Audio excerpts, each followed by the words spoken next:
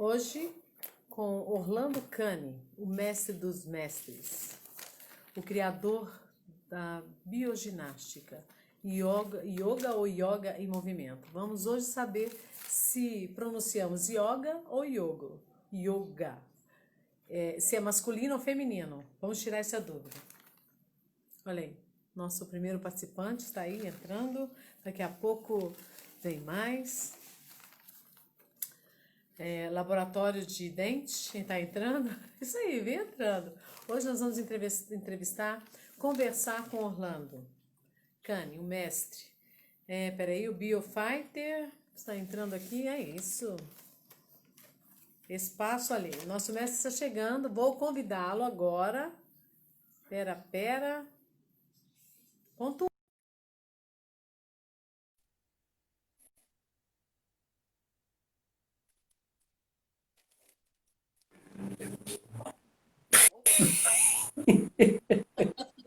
Eu vi!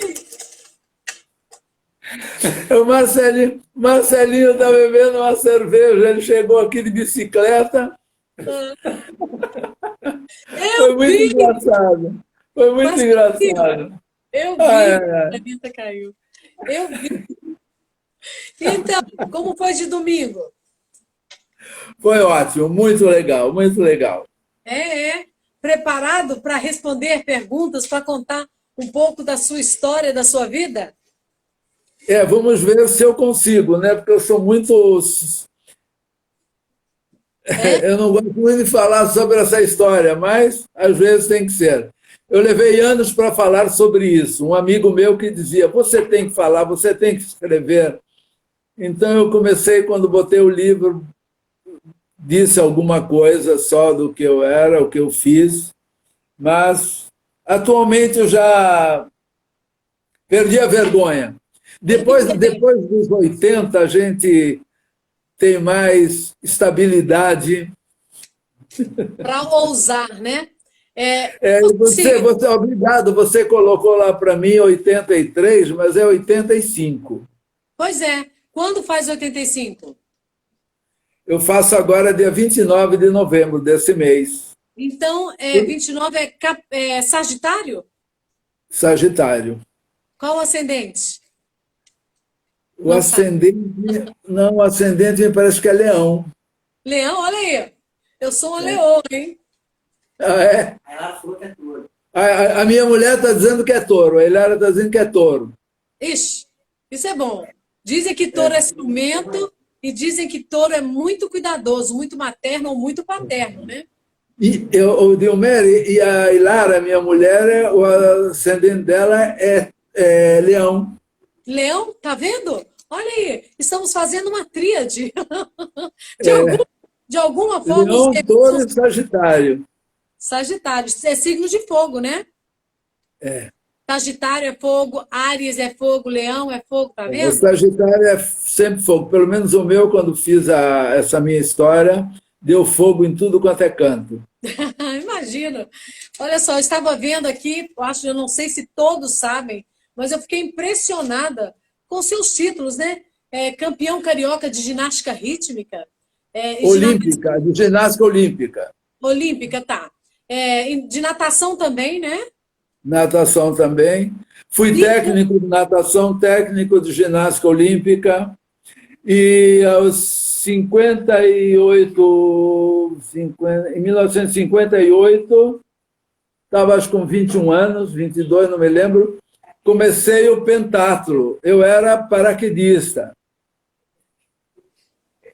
E comecei o pentatlo militar, disputei 8 anos, viajei 8 anos e disputei 8 campeonatos mundiais. Fui vice-campeão em vários, uns 3, eu acho 4. Começamos com 5º lugar, depois 4º, campeões mundiais. Fui campeão mundial, depois vice-campeão,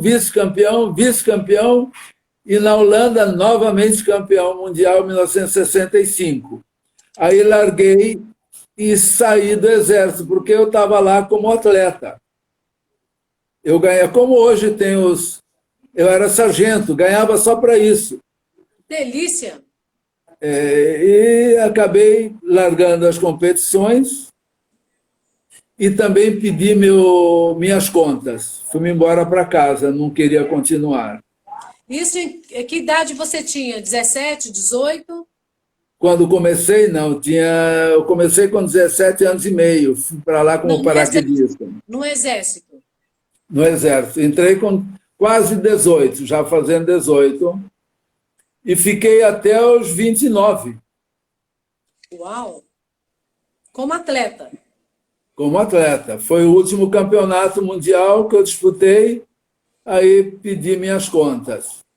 E Porque era um desgaste muito grande. E nesse ínterim também, em 1958, fui campeão carioca de ginástica olímpica. E era também juiz em ginástica olímpica em campeonato mundial que teve aqui.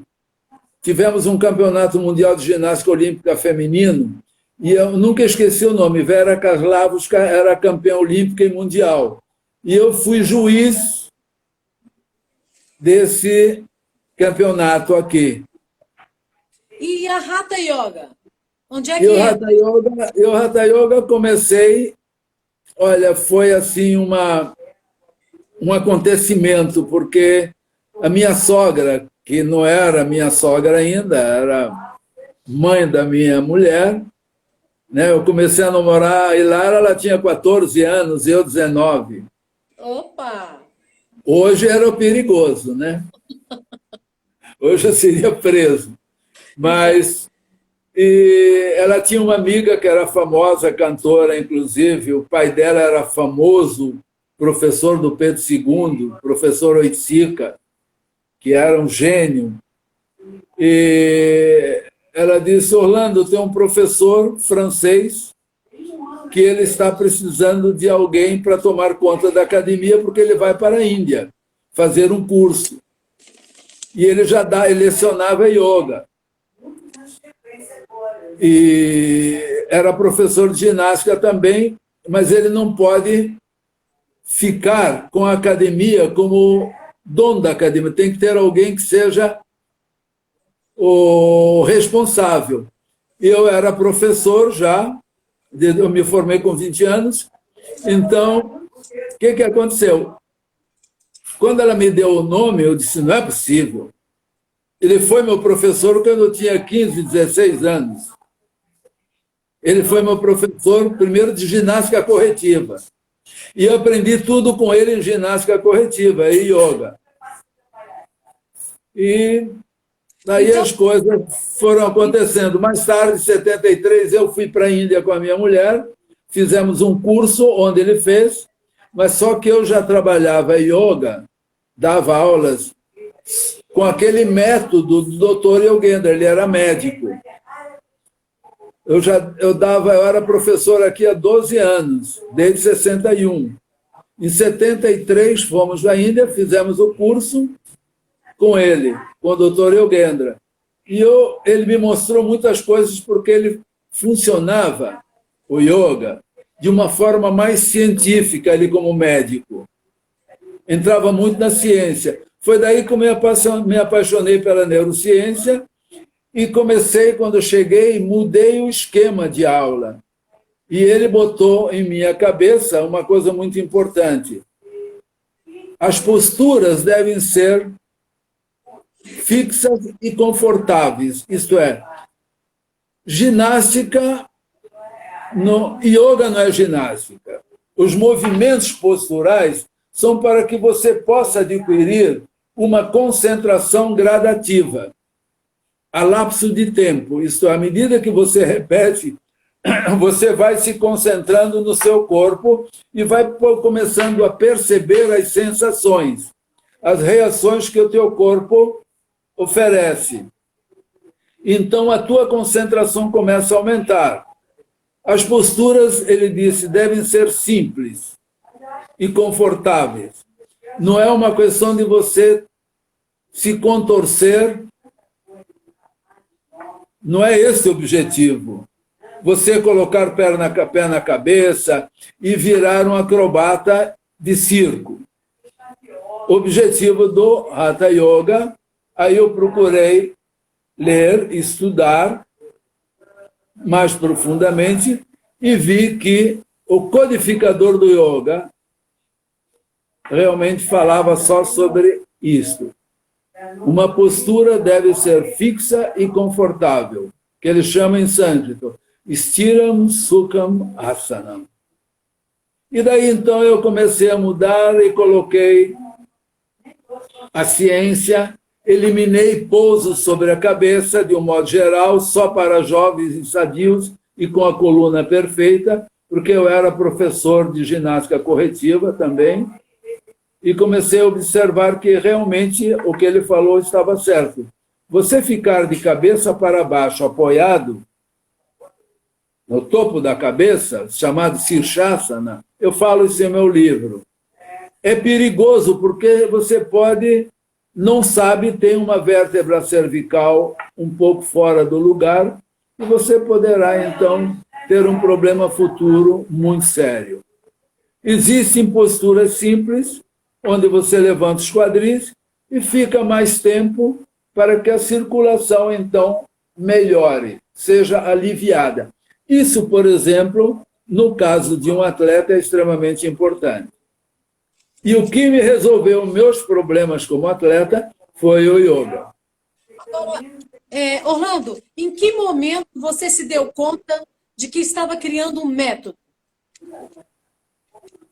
Olha, quando eu voltei do Dr. Yogendra, da Índia, começou esse lance a aparecer em meu cérebro e eu comecei, então, a perceber essa delicadeza que a meditação não é só uma questão de você se sentar numa postura correta. Nem todo mundo pode ficar.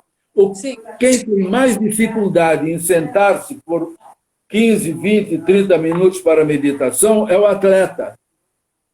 Jovem, um corpo forte, mas ele não consegue ficar muito tempo. Por quê? Os treinamentos não dão a ele uma liberdade de soltura articular. Então, o joelho dói, o tornozelo dói, o quadril dói, a coluna dói, porque o atleta está sempre sobrecarregado. Você sabe disso. E o judô e o jiu-jitsu, as artes marciais, são ainda piores. O tênis é terrível, o vôlei é terrível. Aí eu conto, mais tarde, então, eu comecei a ser chamado por atletas quando larguei, e daí a história foi belíssima. E sempre foi chamada de bioginástica? Não, antes era chamado de ginástica natural. Eu chamava primeiro de Kempo. Kempo. Aí até o Raul Gazola, você conhece o Raul Gazola, que é ator? Conheço, claro. Eu coloquei algo na Rickson Grace, que foi meu aluno. Ele fez uma live agora maravilhosa, uma entrevista sensacional. Nós somos assim uma relação de pai e filho, entendeu? Tanto eu tenho um carinho, uma admiração por ele, como ele tem comigo. Então, ele fez foi uma entrevista muito bonita, muito forte a meu respeito. Eu vi. E eu faço parte do Esporte e Cultura. Tem atores, tem a parte de cultura, tem artística, esporte, são vários. E o Raul Gazola, então, quando viu meu nome, disse: meu Deus, Orlando, eu tinha 23 anos, fui teu aluno, comecei com o Kempo, depois, mais tarde, veio a bioginástica. Mas depois do Kempo, que era o nome de uma arte marcial muito antiga, surgiu a ginástica natural. E, sinceramente, a ginástica natural me causou uma tristeza, porque o meu assistente, comigo 12 anos, de graça, preparei, ele viajava comigo em congresso. Um dia eu viajei, quando eu voltei, as minhas filhas disseram: papai, você vai ficar muito chateado. Fulano de tal, prefiro não comentar o nome, patenteou em nome dele a ginástica natural, que hoje está aí. Então, todo mundo começou a me telefonar, e o que fazer? Eu digo: vou mudar o nome. qual é o melhor nome? Chamei um grupinho para ver bioginástica. Ótimo, todo mundo gostou, então vai ficar bioginástica. E daí começou a bioginástica. E não parou até hoje? Não. Então, que na verdade é nada mais, nada menos que a yoga em movimento. Exatamente. O yoga que me estimulou para criar a ginástica natural e para criar a bioginástica. Na realidade, por isso que o livro diz bioginástica e yoga. Eu falo yoga ou yoga? É masculino ou feminino? É masculino, mas como está o nome é o yoga, mas como está no dicionário a yoga, inclusive aberto, então não adianta discutir. Se falar yoga, a yoga ou yoga, sai no mesmo porque o pai dos burros falou. Orlando, você fala que, olha, você treinou muitos campeões, né? E você disse que uma das questões fundamentais para um atleta é a respiração, é relaxar e respirar bem, não é isso? Mas Exato. a gente está sempre achando que sabe respirar. Então, o que você me diz disso? Sabemos ou não sabemos respirar? Não, não sabemos. Não? Veja bem, o animal sabe respirar, porque ele não tem o neocórtex. Tá? Só tem o sistema límbico. O animal tem emoções e sentimentos. A não ser aquele animal que não tem nem o sistema límbico, emoções e sentimentos, que come, inclusive, os próprios filhotes. Isso. Então, você vê, os animais têm o sistema límbico, emoções e sentimentos. Por isso que eles se agarram a nós. E nós a eles. Mas eles não têm o neocórtex, o racional. Essa é a diferença, nós animais e eles animais. Somos animais, por isso que nós somos animais racionais. Tá? Então, o que acontece? A cada sentimento, a cada emoção, você muda a sua respiração. Um atleta, então, mais ainda, em qualquer esporte. Mas hoje em dia não tem mais uma questão de atleta ou não. O atleta sofre mais o lado emocional. Por isso, eu estou me referindo ao atleta que treina para competições internacionais, ou Olimpíada, ou Campeonato Mundial, ou Campeonato Nacional. Então, aquele atleta que se dedica e que vira quase, digamos assim, um emprego para ele. É o ganha-pão dele naquele momento, hoje em dia. Antigamente, o atleta não tinha isso. Ele trabalhava e treinava. Eu trabalhei 30 anos com atletas de graça. Nunca cobrei um tostão. De 15 anos para cá, 10 anos para cá, nem 15 anos que eu cobro. Eu dei 30 anos meus treinando na hora do almoço. Fiz vários... Nunca, não cobrava, porque eles não tinham... Raramente tinha um pequeno patrocínio, que era para comida ou para viagem. Então, o que acontece? A respiração ela é fundamental, Diomedes. Por quê? Primeiro, as suas células precisam de duas coisas que o atleta não é informado: oxigênio e repouso. Suas células... Você é feito de quê? De células. De células. Suas células precisam de duas coisas: oxigênio e repouso. Só que, como você sofre emoções desde criança, você não utiliza o diafragma corretamente. Quando você inspira e expira, você inspira erradamente. Quando você enche de ar, você recolhe o abdômen e abre o peito. E o teu diafragma, que é o músculo, é o maior músculo que nós temos no corpo, ele atravessa o seu tronco. O diafragma fica imobilizado. E você, então, inspira pelo intercostal e a parte superior dos pulmões. A parte baixa dos pulmões, que é a maior, você não usa. Então, o diafragma vai ficando o quê? Atrofiado. Contido. vai ficando contido até se atrofiar. Até se atrofiar. Então, você tem, quando inspirar e expirar, utilizar o diafragma. Por exemplo, se eu faço esse movimento aqui,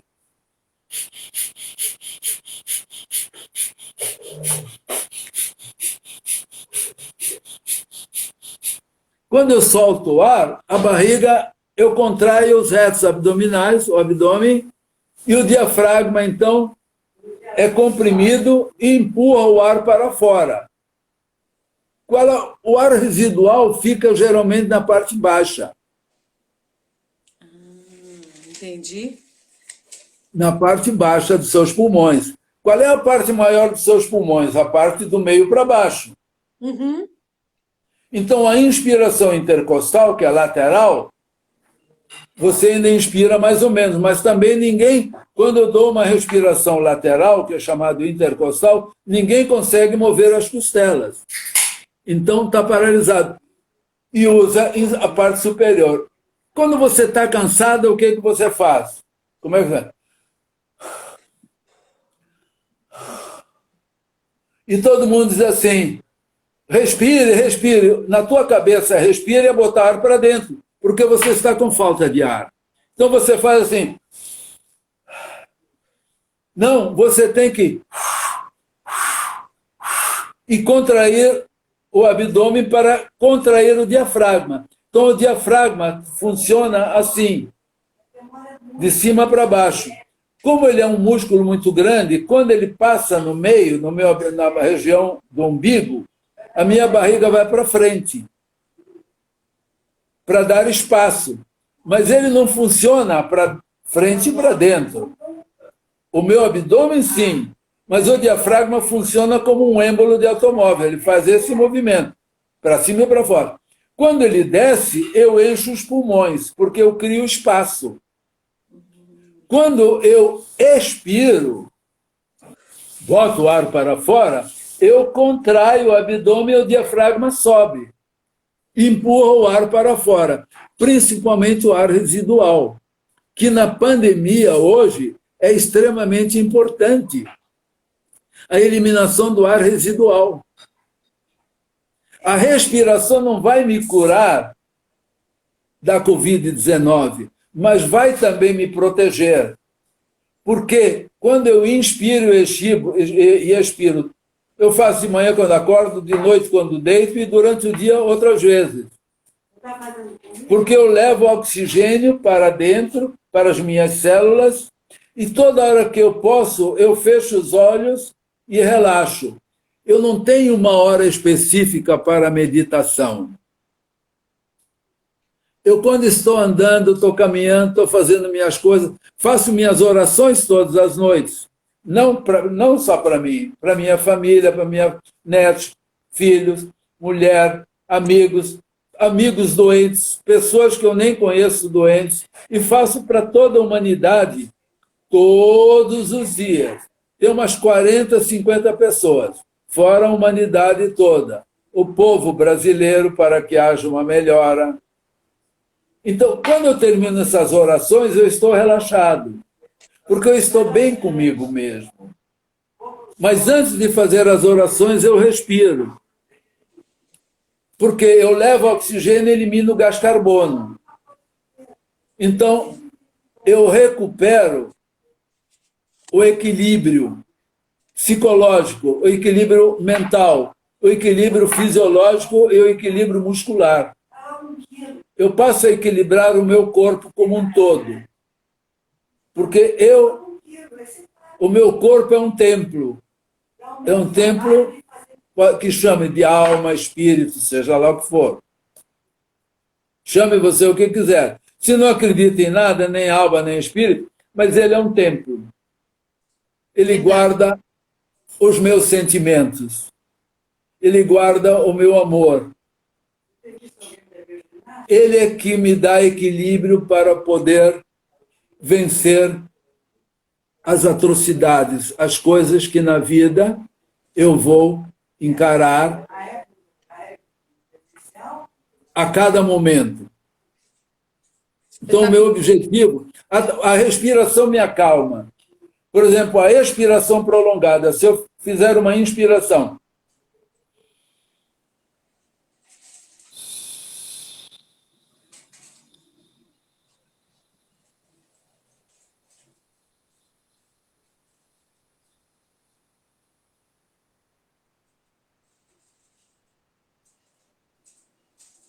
quando eu termino, eu percebo a minha calma, o meu cérebro, a minha mente se acalma e o meu corpo todo se acalma. Então, nesse momento, eu percebo, sinto algo diferente, que nós chamamos meditação. A meditação nada mais é, como é que eu posso dizer? Nada mais que um silêncio interno. A meditação é quando você está sentada, entendeu? Olhando alguma coisa e você apaga para o resto. Ou quando você pensa numa pessoa amada, seja tua mãe, teu pai, teu irmão, teu marido, teu filho, quando você se integra através da imaginação com essa pessoa ou coisa, você entra num estado meditativo. Então, você se sentar e acalmar é mais um condicionamento, que eu chamo a lapso de tempo, pela repetição. E, na realidade, tudo na vida é repetição. Você só aprende repetindo. Você, quando fez o judô, você sabia que você tinha que repetir um movimento 10, 20, 100, 1000 vezes. Milhões de vezes. Eu também. Milhões de vezes. Por quê? Até aquilo entrar dentro de você, nós chamamos sai automaticamente. Mas o ideal é que não seja automático, mas que ele seja consciente. Isso que eu sempre ensinei ao atleta. Você precisa estar consciente. No corpo, da respiração. Quando você está consciente da respiração do teu corpo, significa o quê? Que a mente e corpo uniram-se. União de corpo e mente. União do corpo e mente, o que é? Hatha Yoga. É yoga. Yoga é unidade, união. A união de duas coisas. Mas, de um modo geral, nós estamos com a mente num lugar e o corpo no outro. Isso. Você não pode treinar o judô pensando em vencer. Isso é a pior coisa que tem. Querer incutir na cabeça o atleta que você vai vencer. Não, não é por aí. Ele não pode se preocupar nem com a vitória, nem com a derrota. Ele tem que estar consciente de si e do adversário, só isso. Seja em qualquer esporte. Quando você corre sozinha ou nada, o mesmo processo. Está nadando é você e a água. Quando você corre, é você e onde você pisa. Você joga tênis, é você, a bola, a quadra, a rede e o adversário. Quando você luta, é você e o adversário. Você está medindo o quê? Alguma coisa. Então você não pode estar preocupado em vencer nem em perder, porque senão você cria o quê? Uma fuga. Você vai para fora de você. E perde o momento. E perde aquele você momento. E você cria estresse. Você cria tensões, estresse. Entendi. E o estresse, você aumenta o hormônio do estresse, que é o cortisol. Cortisol. E o cortisol vai atacar um outro, que são os radicais livres. Não adianta só alimentação. Você tem que saber relaxar, se concentrar. Os radicais livres. E os radicais livres vão atacar outra coisa importante, as mitocôndrias. As mitocôndrias são responsáveis pela nossa energia. Exato. E um atleta, então, cortisol.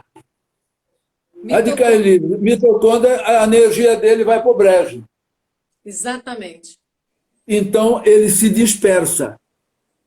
Quando vem a dispersão,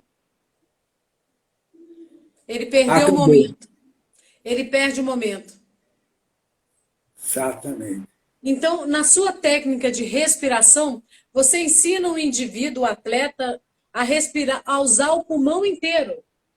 O pulmão inteiro, exatamente, como treinamento.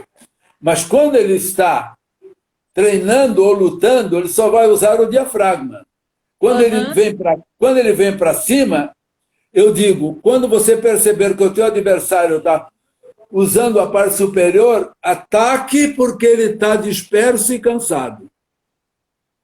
Então a respiração é toda...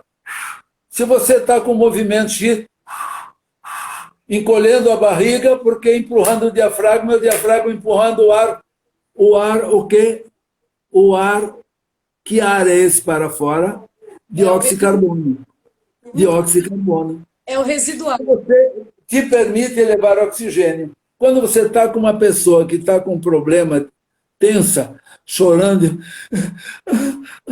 não diga nunca respire. Diz para ela, solta o ar, solta o ar, solta o ar, solta pela boca. Tem professores de yoga que não têm muita prática. Diz, a respiração só pelo nariz. Não. Nós vivemos numa sociedade, o mundo inteiro, não só aqui o Brasil, nós vivemos hoje com um clima de grande tensão e grandes preocupações e querendo abarcar o mundo quando não há possibilidade. Querendo as coisas de uma forma muito rápida, também não há possibilidade. Nós temos que ter paciência. Nós temos que recuperar essas forças. E quando você inspira e expira corretamente, você se recupera, porque você está levando oxigênio para as células e dando um relaxamento. Se você tiver 1 minuto ou 2 minutos, por que você vai ficar agitado? Te senta, fecha os olhos, sinta a inspiração e a expiração. Fica 1 minuto, 2 minutos. Pensa bem, quantas vezes qualquer um de nós pode fazer isso por dia? Várias vezes. No final do dia você ganha 1 hora. Verdade? Por que eu tenho que ficar 1 hora de pernas cruzadas? Eu não sou um monge. Eu trabalho. Um atleta é duríssimo, ele treina de manhã e de tarde. O indivíduo trabalha, chega em casa, tem os filhos, tem a mulher. Vai ficar 1 hora sentado, a cabeça dele não vai para dentro. E ele não sabe respirar ainda, piorou. Não. Vá gradativamente. Vá aos poucos. Foi comprovado uma interação, me caiu maravilhosamente bem, de um cientista que faleceu em 5 anos. Ele era muito amigo do Dalai Lama e ele fez parte de um grupo de cientistas que se reuniam com o Dalai Lama. Eu tenho um livro sobre emoções que curam e organizado por Daniel Goleman, aquele que escreveu aquele livro fabuloso. Tá? São vários cientistas dentro do budismo e dentro da ciência. Esse neurocientista, tá? Francisco Varela, ele é conhecido dentro da neurociência muito. Ele disse uma coisa que ele pesquisou fantástica. Eu concordei imediatamente porque é o meu campo de ação. Ele disse,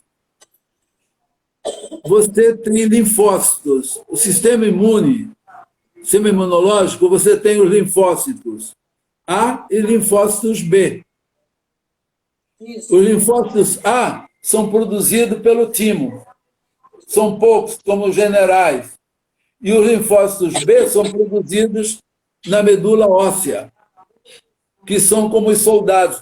Eles ciclonam, quando você tem um ferimento, uma doença, eles ciclonam e imediatamente invadem aquela área para aliviar ou para curar, para sarar ou curar. Então, o sistema imunológico. Só que as nossas emoções, nossos sentimentos, também passam pela medula óssea. Então, o que acontece? As nossas emoções, nossos sentimentos vão prejudicar, afetar os linfócitos B, produzidos pela medula óssea. Há uma interação.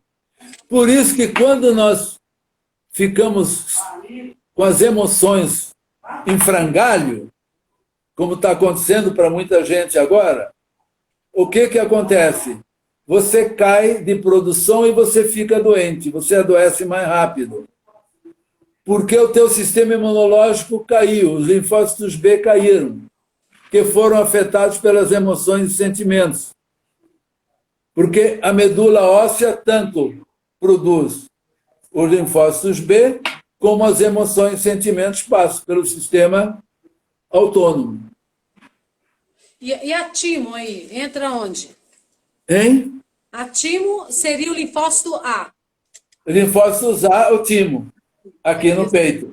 Então, o linfócito A são produzidos pelo timo, mas então, é menor quantidade. Seria correspondente aos generais, aos que comandam o exército. E os soldados é maior quantidade.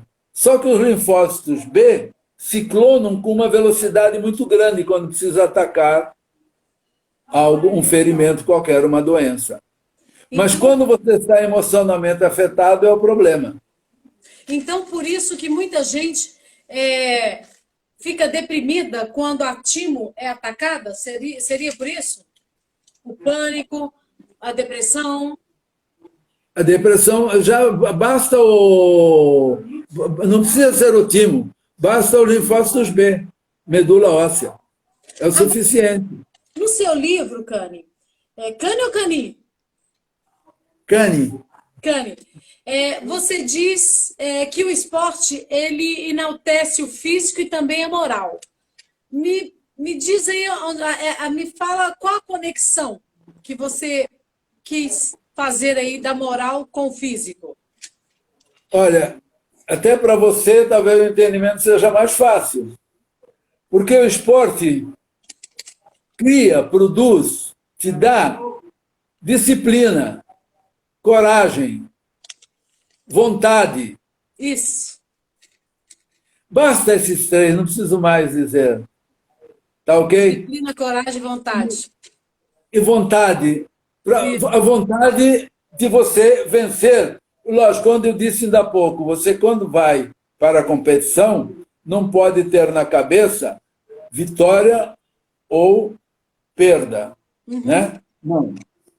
Se desliga, é você. Mas quando você está treinando, seu objetivo qual é? Você está treinando para vencer. Isso. Seria ridículo que não. Está treinando para vencer. Nesse momento, então, te dá a vontade, a coragem, disciplina, mas te dá também uma outra coisa muito importante. Como é? Te endurece. Cria dentro de você um endurecimento para enfrentar algo quando você necessita. Está dentro daquela coragem que eu falei.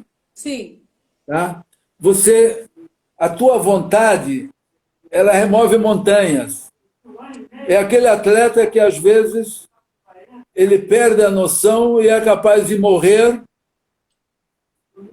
e não entrega a rapadura, como se diz. Eu não concordo com isso. Um atleta, ele tem que ter uma disciplina tal e reconhecer quando vai afetar o estado dele físico.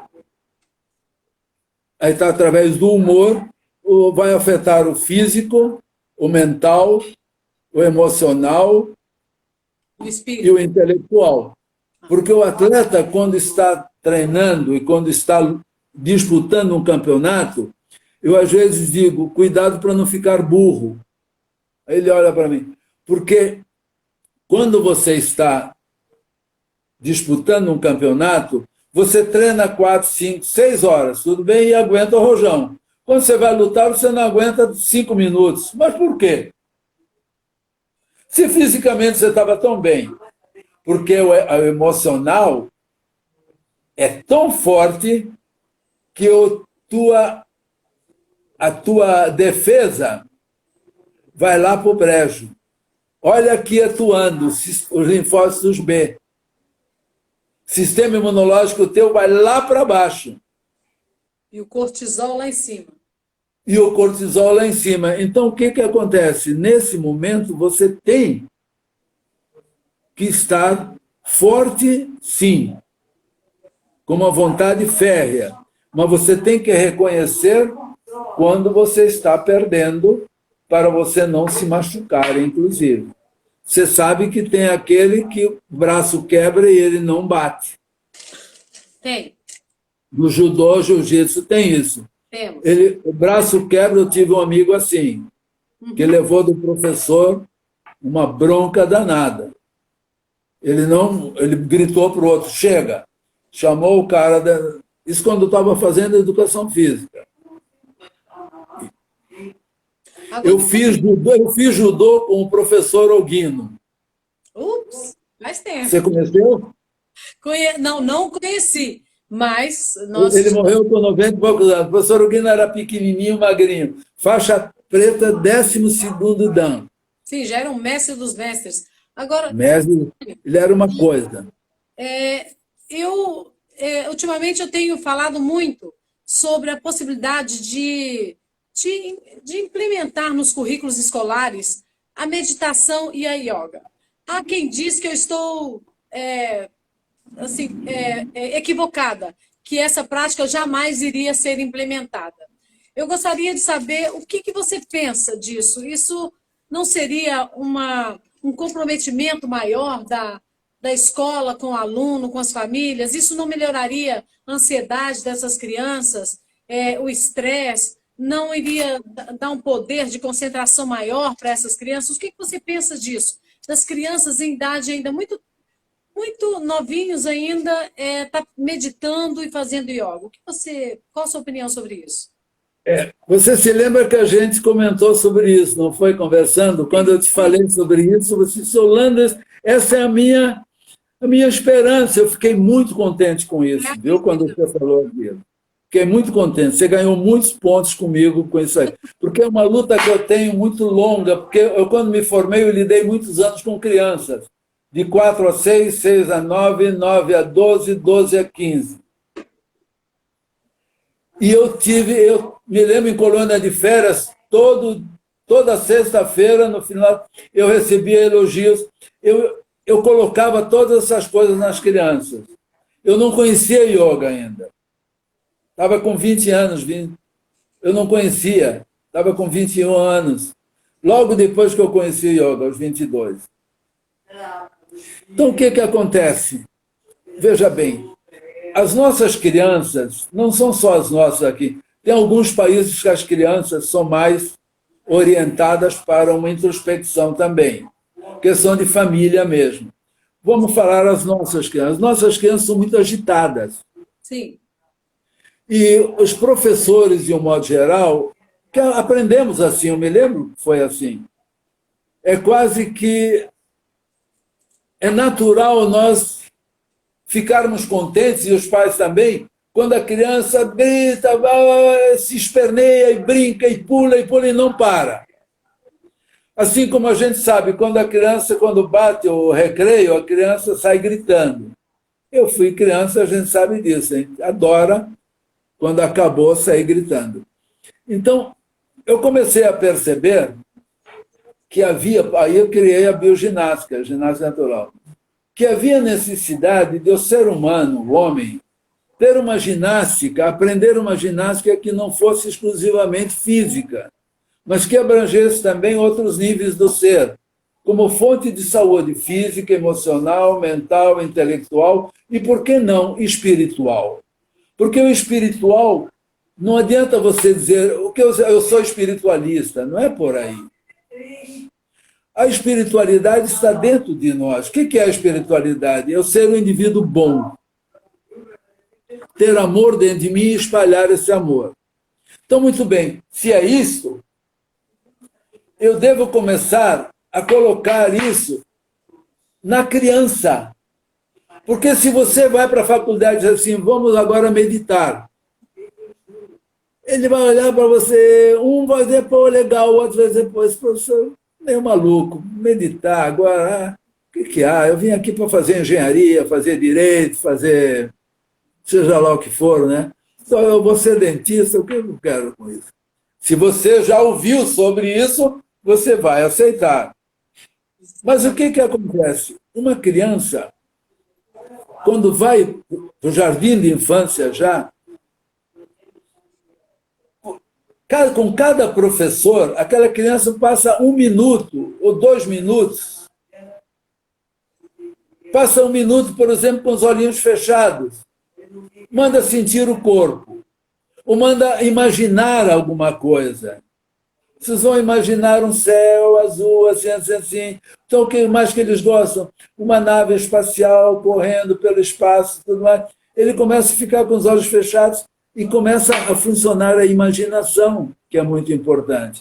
Ou então aí um outro professor faz um pequeno desenho pequenininho no quadro negro e diz, olha, vocês vão se concentrar nesse desenho e depois eu quero que vocês me digam o que cada um viu nesse desenho. Tão simples, uma coisa simples.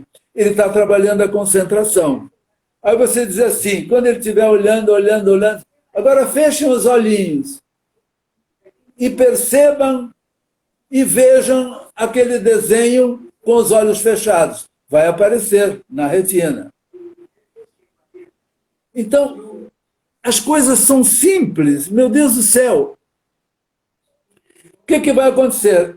Como com cada professor vai fazer isso, quando ele entrar para o 2º ano, aquela criança, ele já conhece, porque faz parte, como história, geografia, matemática, qualquer coisa. Quando ele chegar com 10 anos, ele só entra e o professor diz assim, vamos fechar, nada de falar meditação, a criança não vai entender meditação. Vamos fechar os olhos e vamos nos concentrar no corpo 2 minutos. 2 minutos. Só que ele vai fazer, se são 5 aulas, ele vai fazer 10 minutos. 2 minutos cada. Se são 1 minuto, ele vai fazer 5 minutos. Daqui mais o outro ano, ele vai fazer um pouquinho mais. Quando ele chegar na faculdade, ou antes da faculdade já, eu agora não sei mais os ensinos, como é que chega. Mas chega. Porque antigamente era científico, né? Exatamente. Então, essas diferenças eu não sei mais. Mas quando ele chegasse com 16 anos, 15, 16, 17 anos, ele ia adorar. Porque o que eu falei ainda há pouco é a repetição. Espetáculo. Quando ele chegar na faculdade, ele entra e automaticamente o professor nem precisa dizer, cada um entra já, se senta na poltroninha dele, fecha os olhos e faz 10 minutos de meditação. Alguns vão chegar até antes. Isso o que vai acontecer? Vai provocar um relaxamento mental e físico. Exatamente. Vai dar chance a ele de um aprendizado maior. Peraí, vou te interromper, porque está muito bom esse papo, mas eu gostaria de fazer o seguinte, salvar e voltar. Você topa? Fazer o quê? Vou salvar essa conversa nossa e volto novamente. Pode ser? Pode. Porque está muito bom, tem muita coisa aí que a gente precisa... Tem muita coisa, tem muita coisa. Então, espera aí, vou salvar, vou encerrar, vou salvar e volto para conversarmos novamente, tá? Tá bom. Marcelinho vai te ajudar. Pera aí, pera lá. Deixa eu salvar.